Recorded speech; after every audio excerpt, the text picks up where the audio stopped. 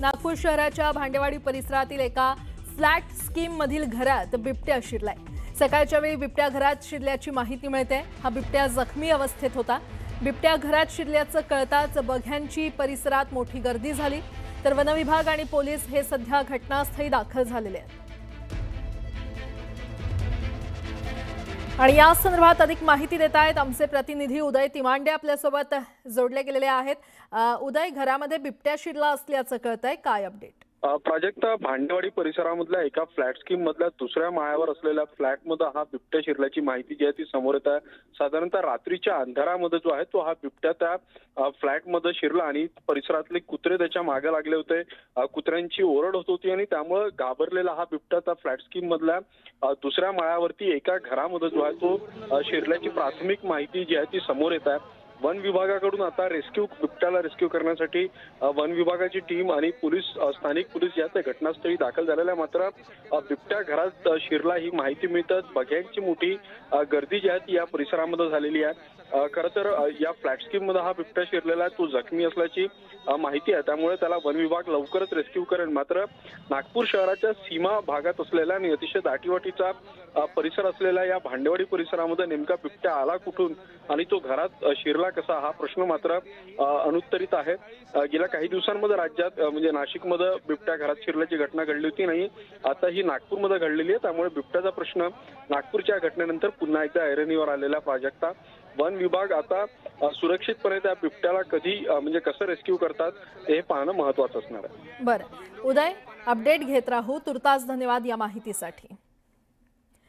तिकडे सणसवाडी परिसरात मादी बिबट्या आणि तिच्या 2 बछड्यांचा मुक्त संचार पाहायला मिळाला। शिरूर तालुक्यातील सणसवाडी औद्योगिक परिसरात नरेश्वर मंदिराजवळ मादी बिबट्या आणि त्याच्या 2 बछड्यांचा असा 3 बिबट्यांचा कळप मुक्तपणे फिरत असल्याचं निदर्शनास आल्यानं नागरिकांमध्ये भीतीचं वातावरण निर्माण झालंय। सणसवाडी परिसरातील बिबट्यांच्या या मुक्त संचाराचा व्हिडिओ एका वाहन चालकानं आपल्या मोबाईल कॅमेऱ्यात कैद केलाय। या भागात बिबट्याचा मुक्त संचार असल्यानं पहाटेच्या सुमारास मॉर्निंग वॉकसाठी बाहेर पडणाऱ्या नागरिकांमध्ये देखील घबराट पसरली आहे।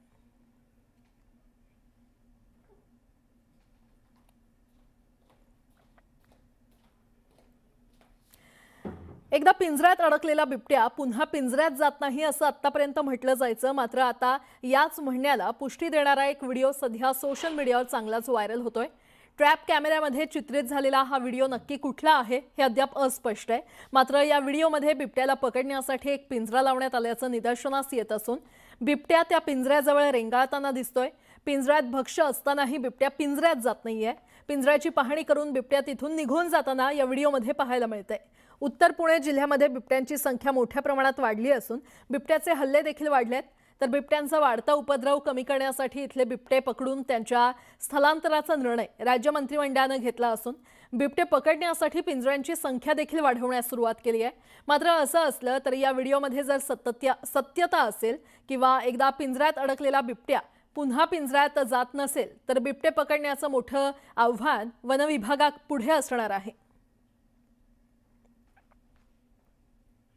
राज्यात बिबट्याच्या हल्ल्याने धुमाकूळ घातला असताना राज्य सरकारने काही महत्त्वाचे निर्णय घेतलेले आहेत। बिबट्याच्या मानवावरील हल्ल्यांवर राज्य आपत्ती घोषित करण्याचा निर्णय घेण्यात येणार आहे आणि तसा प्रस्ताव मांडण्याचे आदेश मुख्यमंत्री फडणवीसांनी दिलेत। तर बिबट्यांचा वावर असलेल्या जिल्ह्यात शाळांची वेळ देखील बदलण्यात येणार आहे।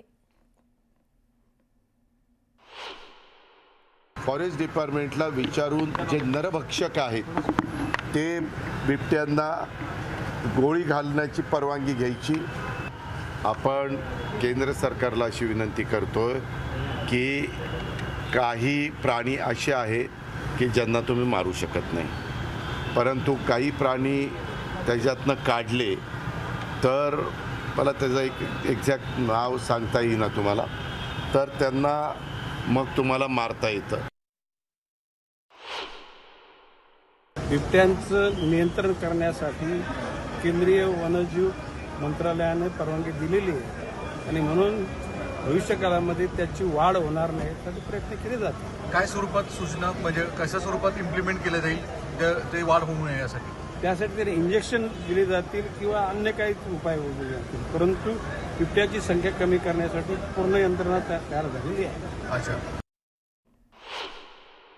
आणि म्हणून काही वन खात्याची जमीन घेऊन त्या ठिकाणी प्रोडक्शन वॉल वगैरे सगळ्या बांधून, कंपाऊंड वॉल बांधून त्या ठिकाणी कसे ते बिबटे ठेवता येतील, त्यांना नर माद्यांना वेगळं कसं करता येतील, जेणेकरून त्याचं प्रजनन जे आहे ते थोडं थांबलं पाहिजे, कमी झालं पाहिजे, त्या संदर्भामध्ये सुद्धा निर्णय या ठिकाणी झाला.